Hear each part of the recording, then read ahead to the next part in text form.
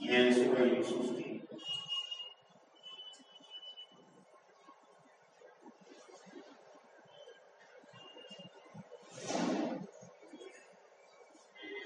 آیت نمبر 57 سے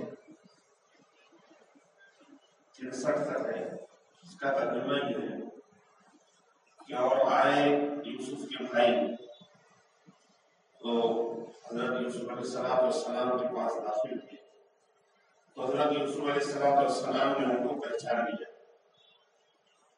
حالانکہ ان کے بھائی ان کو پہچان نہیں پا رہے تھے. اور جب حضرت یوسف نے ان کا بدلہ تیار کرنے کا حکم دیا تو ان سے کہا کہ تم لوگ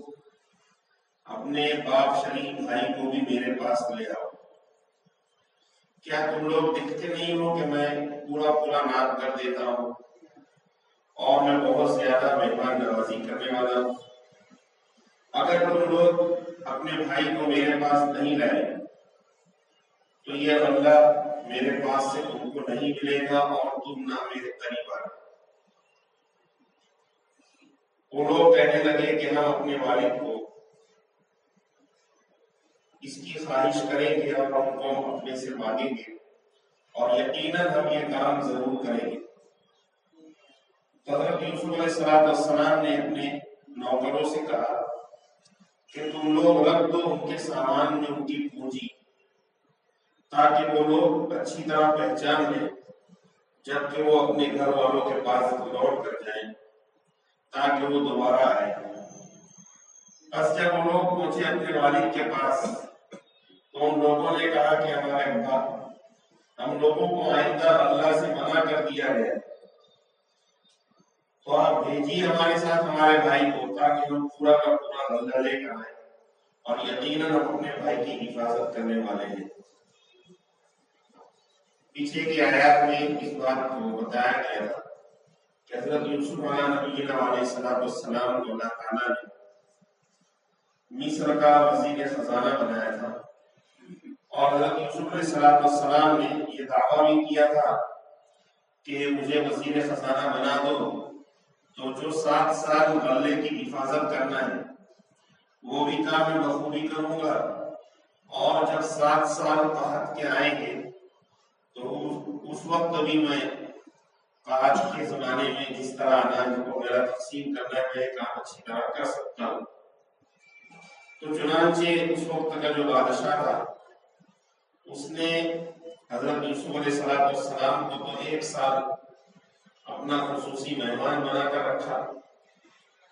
اس 1 سال کے دوران حضرت یوسف علیہ السلام اپنے فرض منصبی سے غافل نہیں ہوئے، باقاعدہ دعوت کا کام کرتے رہے اور ان کی طرف ان کو بلاتے رہے، یہاں تک کہ بڑی تعداد 1 سال کے اندر اندر مسلمان ہو گئے اور خود بادشاہ بھی مسلمان ہو گیا۔ اور پھر 1 سال کے بعد بادشاہ نے باقاعدہ حضرت یوسف علیہ السلام کے لیے ایک وقت متعین کیا، اس دن ان کی تاجپوشی ہوئی اور آپ کو باضابطہ وزیر خزانہ کا منصب عطا کیا گیا۔ حضرت یوسف علیہ السلام نے وہ 7 سال جو غلے کی فراوانی کے تھے اپنی نگرانی میں تمام غلوں کو محفوظ کروائے، اور محفوظ کروانے کے بعد اپنی پوری نگرانی رکھی، پوری حفاظت رکھی۔ اسی دوران جو بادشاہ تھا اس نے آپ کو بادشاہت بھی سپرد کر دی۔ تو یوسف علیہ السلام نے غلوں کو محفوظ کروایا اور صرف اتنا ہی جتنا کھانے کی ضرورت پیش آتی اتنا نکالتے۔ ان 7 سالوں میں حضرت یوسف علیہ السلام کا معمول بھی احتیاط کا تھا اور خود بھی غلہ کم کھاتے تھے اور اپنے وزیروں کو بھی اور سردرباری لوگوں کو بھی اس کی تاکید کرتے۔ ان 7 سالوں کے بعد دوسرے 7 سال جب قحط کا سال شروع ہوا تو آپ نے دربار میں یعنی جو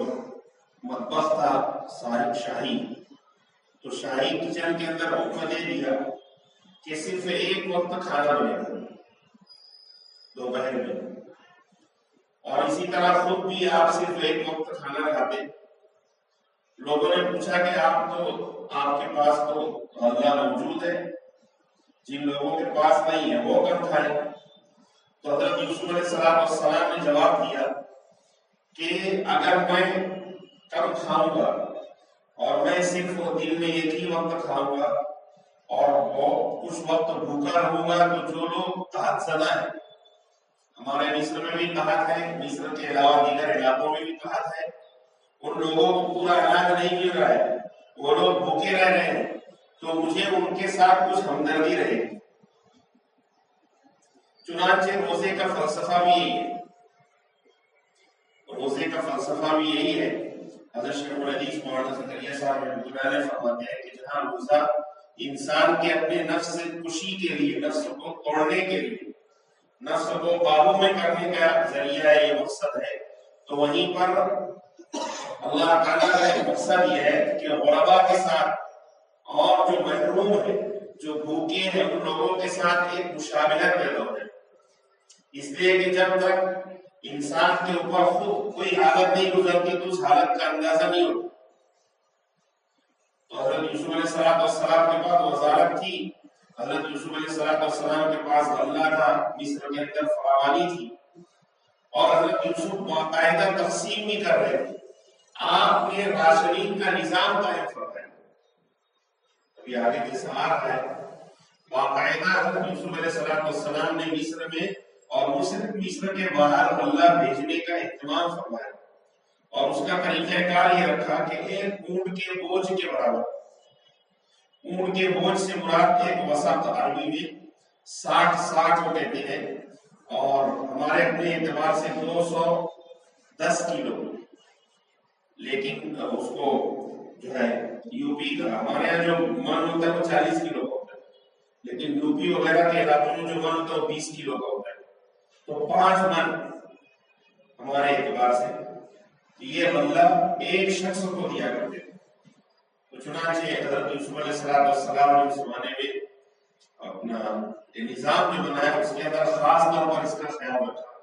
اس سے معلوم ہوتا ہے کہ سلطنت کا اور اسی طرح دیگر نظام چلانے کے لیے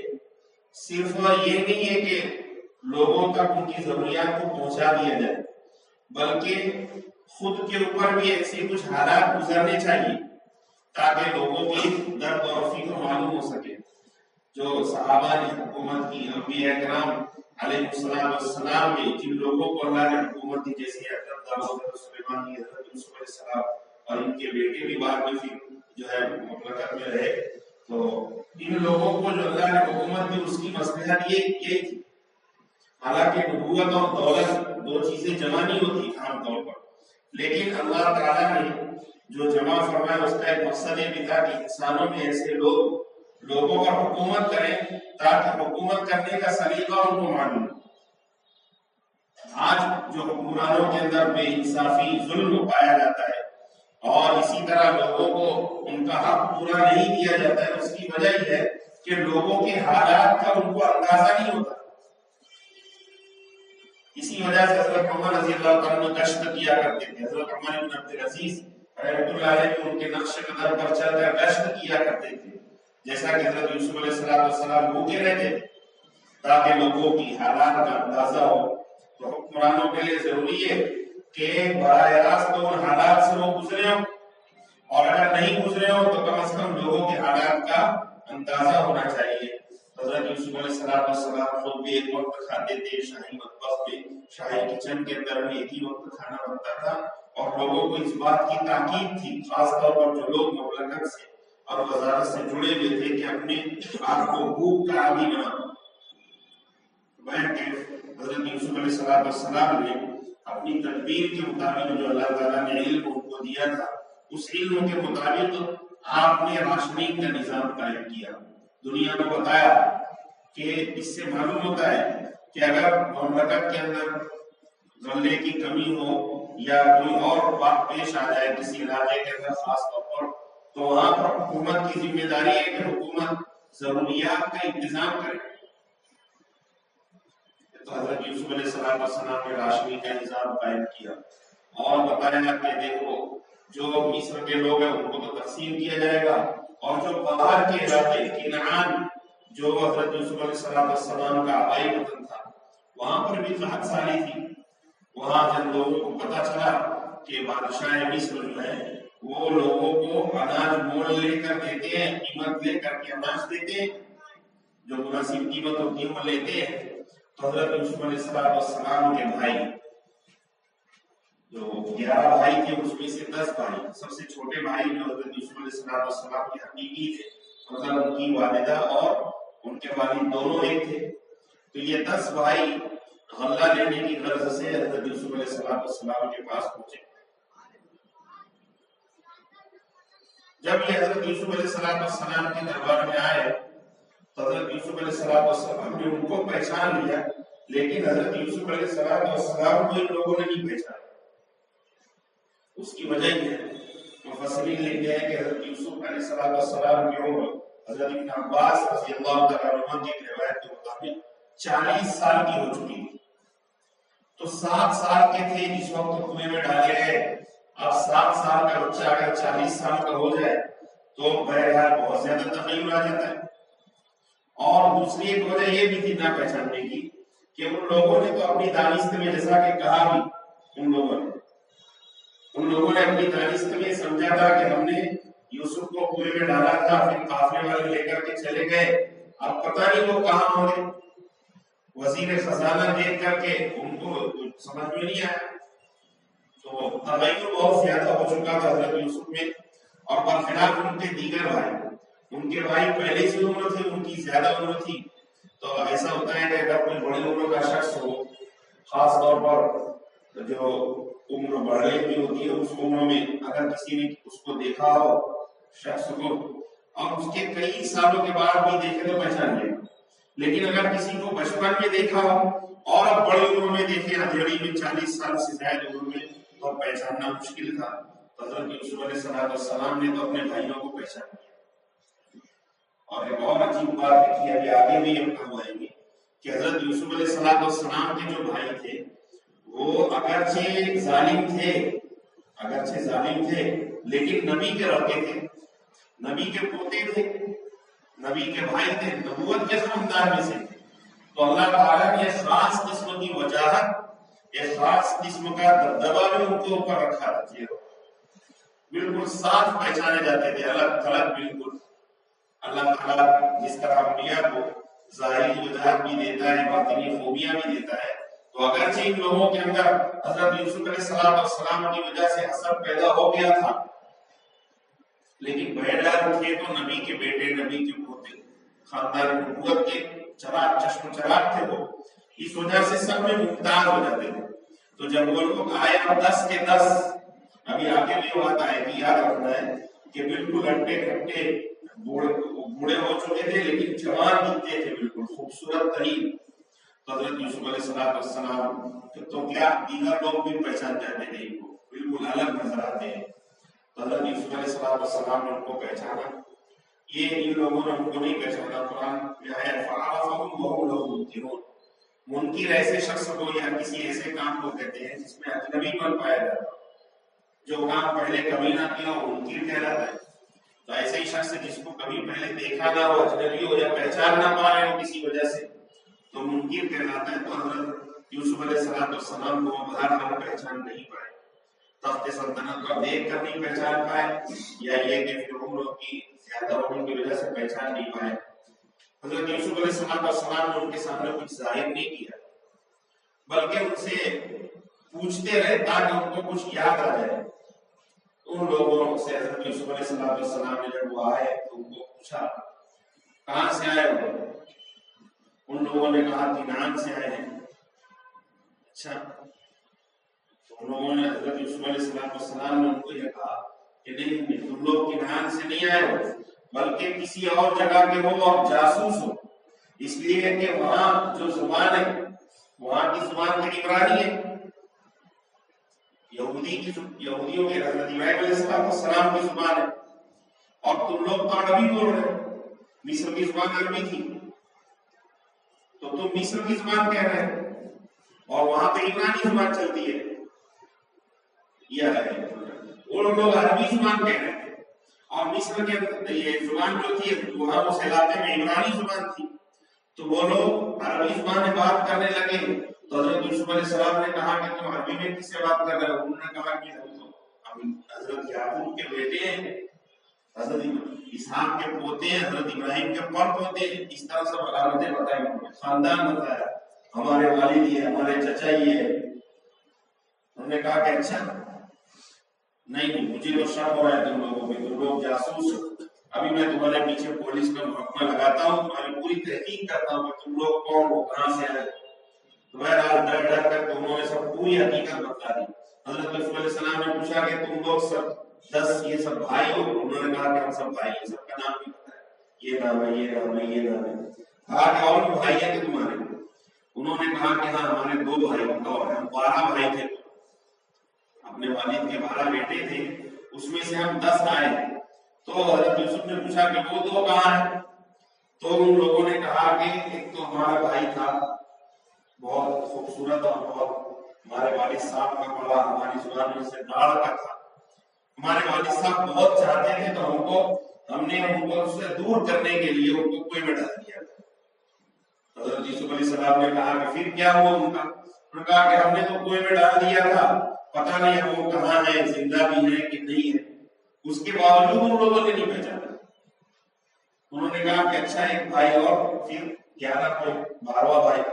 کہا کہ بنیامین نام ہے اس کا، وہ ہمارا جو بھائی تھا جو گم ہوا، گم کہہ رہے تھے، جنگل کے اندر گم ہو گیا تھا، تو جو بھائی گم ہوا ہے اس کا حقیقی بھائی ہے، ہم اس کو کمسینی کی وجہ سے، چونکہ وہ جو یوسف تھا جو ہمارا بھائی جو گم ہوا تھا جنگل میں، اس کو زیادہ محبت تھی، میرے والد کو، ہمارے والد کو ان سے زیادہ محبت تھی۔ اب ان کے چلے جانے کے بعد ہمارے والد جو ہے ان کے حقیقی بھائی بنیامین سے زیادہ محبت کرنے لگے ہیں، اور وہ ہمارے ساتھ ان کو کہیں آنے جانے دیتے نہیں، اپنے پاس ہی رکھتے ہیں۔ حضرت یوسف علیہ السلام نے کہا کہ ایسا نہیں چلے گا، ایسا نہیں چلے گا، تم دیکھ رہے ہو نا کہ ہم ایک آدمی کے اعتبار سے غلہ دے رہے ہیں، جسے ہمارے راشن میں جیسے ہوتا ہے بالکل ویسے ہی، کہ جتنے آدمی ہوں گے اس کے اعتبار سے غلہ ملے گا، اب اگر تم اس کو بھی لاؤ گے تو تمہارا غلہ بڑھ جائے گا، لیکن ایک بات ہے کہ اس کو لائے بغیر تم کو آئندہ ملے گا نہیں، اگر آئندہ چاہیے تو اس کو لے کر آنا۔ اب ان لوگوں کی مجبوری یہ تھی کہ حضرت یعقوب ان کے ساتھ بنیامین کو بھیجتے نہیں، کہیں جانے نہیں دیتے، اور یہاں حضرت یوسف نے قید لگا دی کہ وہ۔ اب ایک سوال بعض مفسرین نے کیا ہے کہ حضرت یعقوب علیہ السلام اپنے بیٹے کی یاد میں روتے روتے روتے نابینا ہو گئے، اور 7 سال پر ان سے جدائی ہوئی تھی۔ اب 40 سال کے حضرت یوسف ہو گئے، 33 سال کا عرصہ گزر گیا، لیکن اس پورے عرصے کے اندر حضرت یوسف جانتے تھے، لوگوں سے خبر ملتی تھی کہ حضرت یعقوب یعنی ان کے والد ہیں اور ان کے غم میں رو رہے ہیں۔ اس کے باوجود اچھا ان لوگوں میں حضرت یوسف علیہ السلام نے بنیامین کو تو یاد کیا، لیکن اپنے والد کے لیے کوئی پیغام اپنے بات نہیں بھیجی جس سے ان کے والد سمجھ جائے۔ عجیب بات ہے، ایسا کیوں ہوا؟ تو اب یہی کہا جا سکتا ہے کہ یہ تو اللہ کی طرف سے حکمت اور مصلحت تھی کہ اللہ تعالیٰ ایک خاص موقع کے اوپر حضرت یوسف علیہ السلام سے کہلوانا چاہتے تھے، خواب کی تعبیر بھی ظاہر ہونی تھی، اور بتانا چاہتے تھے کہ دیکھو حضرت یعقوب علیہ السلام کی جو محبت حضرت یوسف سے تھی وہ باپ بیٹے کے اعتبار سے تو تھی، لیکن یہ نبوت کے منافی نہیں تھی، ذاتی خواہش وغیرہ کے لیے نہیں تھی، نفسانیت کے لیے نہیں تھی، بلکہ حضرت یوسف علیہ السلام کی محبت تو اللہ تعالیٰ نے اس وقت کے تمام لوگوں کے دل میں ڈال دی۔ تو حضرت یوسف علیہ السلام سے جو حضرت یعقوب کی محبت تھی وہ صرف بیٹے ہونے کے اعتبار سے نہیں تھی، بلکہ نبیوں میں جو بڑا مرتبہ ان کو ملنے والا اور جو صلاحیتیں ان کے اندر تھی، اور بچپن سے حضرت یعقوب نبی تھے، ان کو ادراک تھا، کشف تھا، ان کو معلوم تھا کہ یہ میرا بیٹا کتنے بلند درجات پر جانے والا ہے، اور بہت ممکن ہو کہ اللہ کی طرف سے یہ بھی ان کو معلوم ہو گیا ہو کہ یہ 30 سال 20 سال جو ہے یہ آزمائش کے اندر رہے گا، تو ہو سکتا ہے کہ اس بات سے اور انہی مصلحتوں کے خاطر حضرت یوسف علیہ السلام نے کبھی بھی اپنے والد کے تعلق سے نہ پوچھا کسی سے، نہ کسی کو بتایا، نہ کسی کوئی اس سلسلے میں آپ کو بات یاد ہے۔ تو حضرت یعقوب علیہ السلام یہ لوگ جو ہیں ان کے بھائی حضرت یوسف علیہ السلام نے ان کو شاہی مہمان خانے میں ٹھہرایا، شاہی مہمان خانے میں ٹھہرایا، اپنے پاس ٹھہرایا باقاعدہ،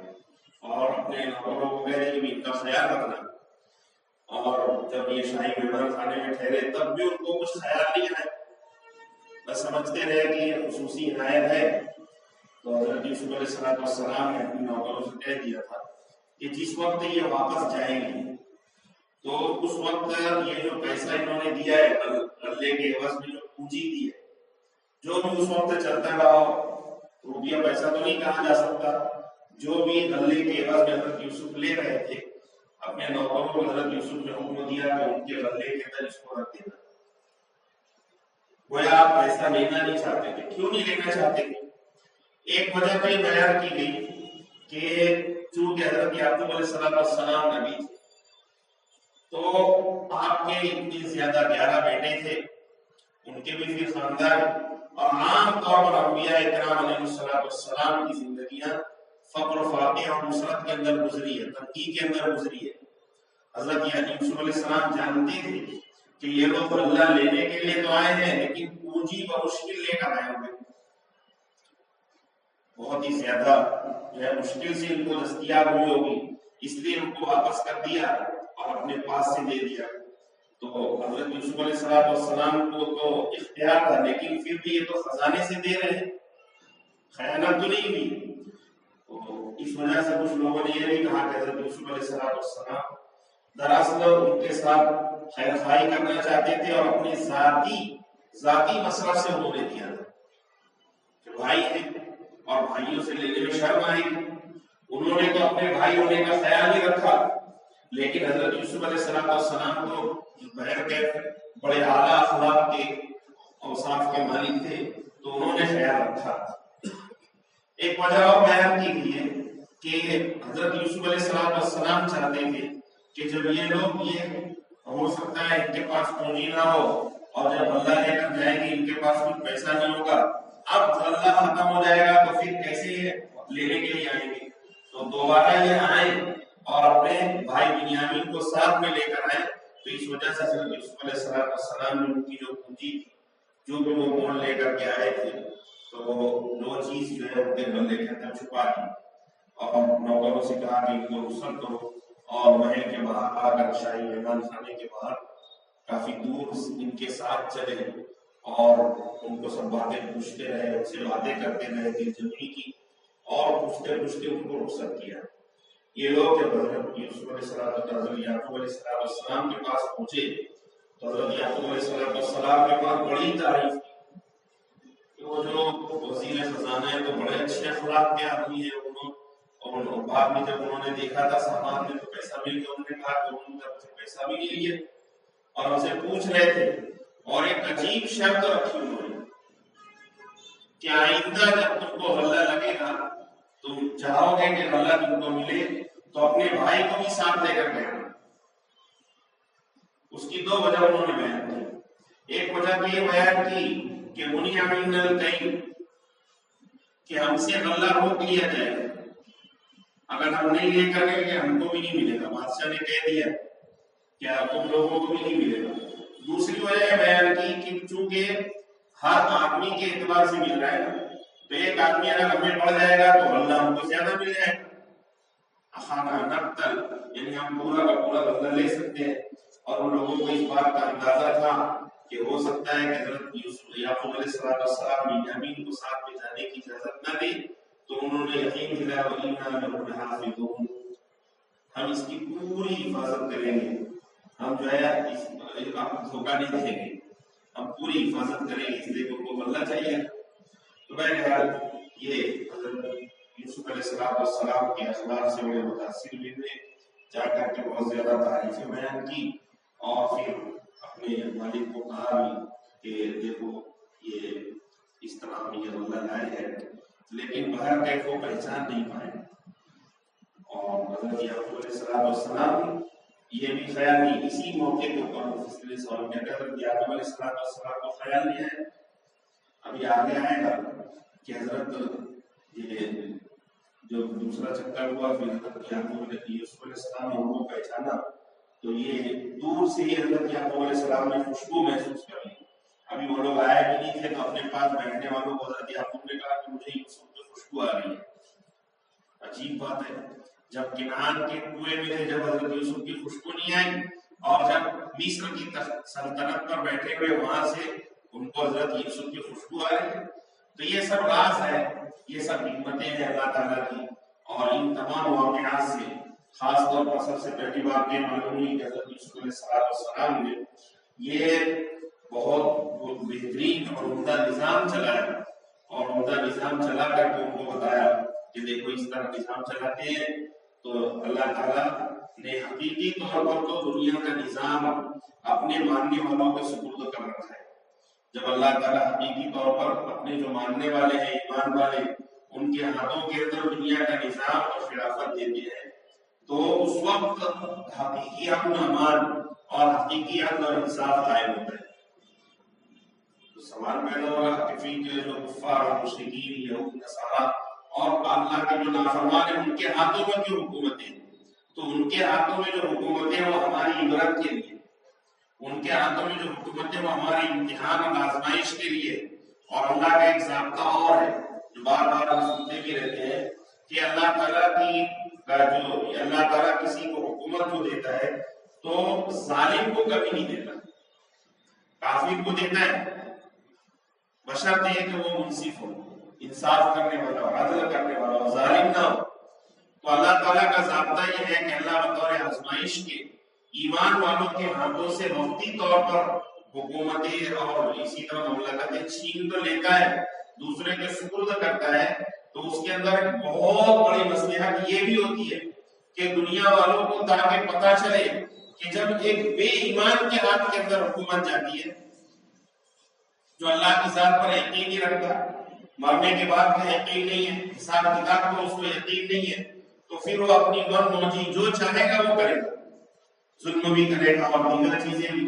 لیکن جب ایک ایمان والے کے ہاتھ میں آئے گی تو پوری دنیا کے اندر انصاف کا، عدل کا دور دورہ ہوگا۔ تو ایک تو یہ ہے کہ لوگوں کو بتائیں، لوگ سمجھیں کہ فلاں دور کیسا تھا، اب یہ دور کیسا ہے، کون سے دور کے اندر جی رہے تھے، اب بے انصاف تھا، کون سا دور آیا ہے۔ دوسرا اس کے اندر ایمان والوں کے لیے بھی آزمائش ہے۔ ایمان والے جب اللہ کے تقاضوں پر پورا نہیں اترتے، ایمان اور اعمال صالحہ کے اعتبار سے اپنے آپ کو سجاتے سنوارتے نہیں ہے، اور اللہ تعالیٰ کے حکموں کو جب پورا نہیں کرتے تو اللہ تعالیٰ بطور آزمائش کی، اس سے پہلے میں نے ایک مرتبہ سنایا تھا، ہمارے حضرت مفتی محمود صاحب گنگوہی رضی اللہ عنہ نے اس کی ایک مثال دی کہ ایسا ہوتا ہے کہ بعض مرتبہ کوئی بادشاہ کا عادی لوگ اسی مزاج اور اس کا سگا بیٹا کوئی غلطی کرتا ہے تو وہ اپنے بیٹے کو سزا دینے کے لیے وہ جو سزا دینے والا جلاد ہے، چاہے وہ بھنگی کے درجے کا کیوں نہ ہو، اس کے سپرد کرتا ہے۔ اس کی کیا اوقات وہ شہزادے کو سزا دے، اس کا کیا جو شہزادے کا اور اس کا جلاد کا، بھنگی کا۔ لیکن اللہ تعالیٰ بادشاہ جو چاہتا ہے کہ عدل انصاف قائم کرے اور شہزادے کو اس بات کا احساس ہو کہ اگر میں نے کوئی غلطی کی ہے، کوئی گناہ کیا ہے، ظلم کیا ہے تو اس کی سزا مجھے ملے گی، چاہے کسی کمتر آدمی سے کیوں نہ ہو۔ لوگوں کو بھی عبرت ہوگی کہ جب خود بادشاہ کا بیٹا غلطی کر رہا ہے تو اس کو سزا دی جا رہی ہے، اور پھر جب بادشاہ کا بیٹا سزا پا رہا ہے تو ہمارا شمار کا کیا۔ تو اسی طرح اللہ تعالیٰ ایمان والوں کو کافروں کے سپرد کرتا ہے، اپنے نافرمانوں کے سپرد کرتا ہے، اپنے نہ ماننے والوں کے سپرد کرتا ہے، تاکہ یہ ایمان والے سوچیں سمجھیں اور لوگوں کو بھی عبرت ہو کہ جب اللہ کو ماننے والا، اللہ کو ایک ماننے والا جب اپنی حیثیت سے گر گیا تو ایسی صورت میں اب اللہ تعالیٰ نے ان کو غیروں کے سپرد کیا ہے، اور وہ جب تک کہ اللہ تعالیٰ کو جو مقصود ہے، صفات مطلوب ہے، ان صفات پر نہیں آئیں گے اس وقت تک یہ جو ہے ظالمین کے ہاتھ، ورنہ ان ظالمین کی کافرین کی کیا اوقات، جیسے بادشاہ کے بیٹے کے سامنے بھنگی کی اور جلاد کی کیا اوقات۔ تو گویا کہ یہ اس بات کو ہمیں خوب اچھی طرح سمجھنا چاہیے کہ انصاف کا، عدل کا اور دنیا کی سرسبزی اور شادابی کا، خوشحالی کا جو دور ہوتا ہے وہ ایمان والے کی حکومت میں ہی وہ دور آتا ہے۔ اسی وجہ سے جب دنیا کا آخری سیرا ہوگا، جب دنیا ختم ہونے والی ہے تو اللہ تعالیٰ اپنے فضل سے اپنے نبی پاک صلی اللہ علیہ وسلم فرمایا کہ میرے خاندان کا ایک ایسا شخص کہ جن کا نام میرے نام سے ملتا ہے، جن کے والد کا نام میرے والد کے نام سے ملتا ہے، اور جس کی والدہ کا نام میری والدہ کے نام سے ملتا ہے، تو ایسے شخص کے ذریعے سے اللہ تعالیٰ دنیا کے اندر عدل انصاف کو قائم فرمائے گا۔ اگرچہ دنیا کی قیمت اس وقت، اگرچہ دنیا کی حیثیت بہت، دنیا کا وقت اگرچہ بہت کم ہوگا، مختصر ہوگا، چاہے مختصر وقت کے لیے ہی دنیا کو اللہ قائم کرنا مقصود ہوگا، تو بھی اس شخص کی حکومت آ کر رہے گی۔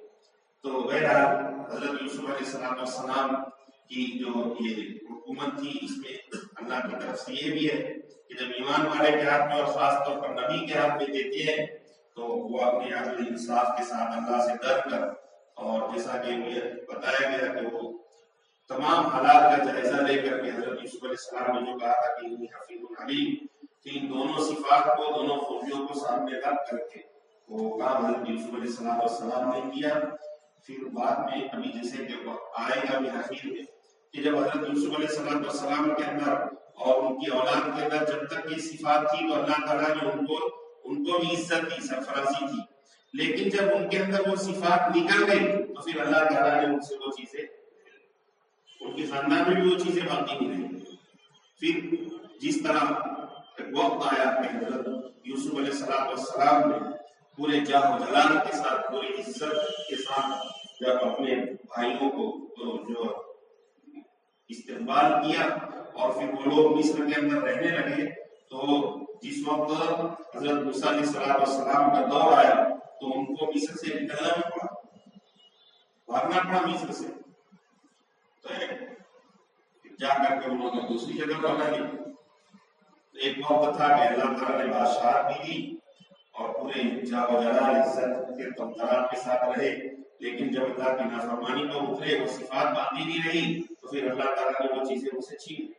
پھر فرعونوں کا قبطیوں کا مقامی لوگوں کا ہوا ہو گیا۔ تو یہ اللہ تعالیٰ کی نشانی اس کے اندر یہ ہے خاص طور پر کہ اللہ تعالیٰ جو ایمان والوں کو ایک کام سپرد کرتے ہیں وہ کام بہت اچھا ہے، لیکن اللہ تعالیٰ کو عدل انصاف اور صفات مطلوب ہے۔ جب وہ صفات انسان کے اندر نہیں رہتی تو پھر اللہ تعالیٰ کو انسانوں کی لوگوں کی کوئی حاجت اور ضرورت باقی نہیں رہتی۔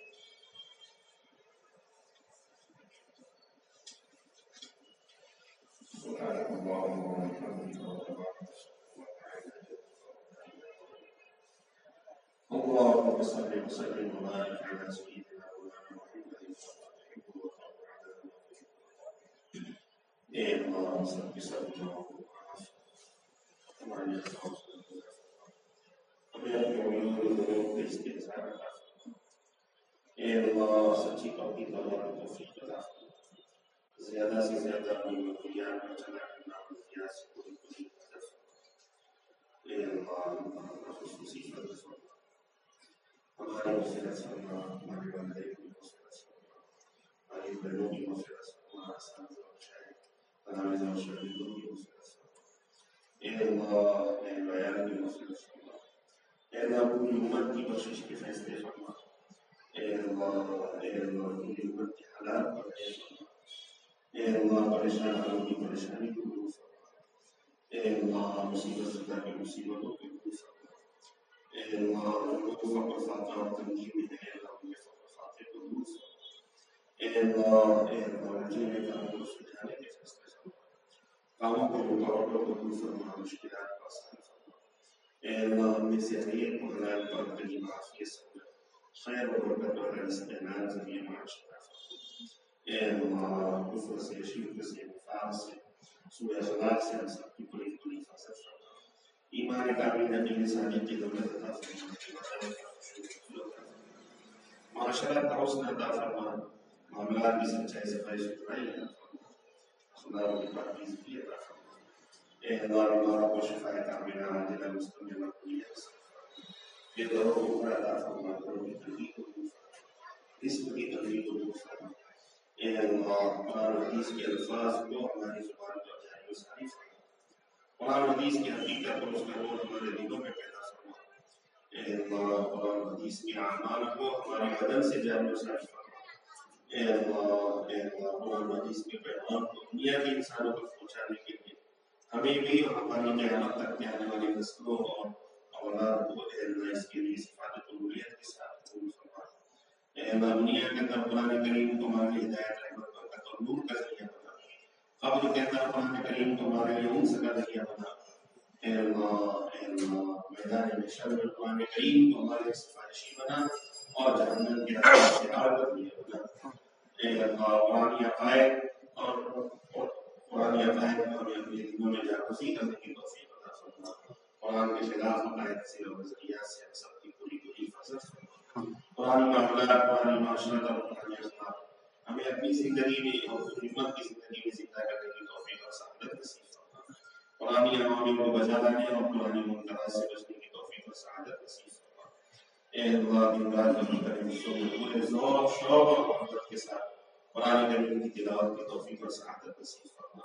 اے اللہ ہم میں سے ہر ایک مرد و خواتین کی ضرورتوں کو خزانہ غیب سے عافیت، صحبت، خیر اور برکت کے ساتھ پورا فرما۔ ربنا تقبل منا انك انت السميع العليم وتب علينا انك انت التواب الرحيم۔ صلى الله تعالى على خير خلقه محمد وآله وصحبه أجمعين برحمتك يا أرحم الراحمين۔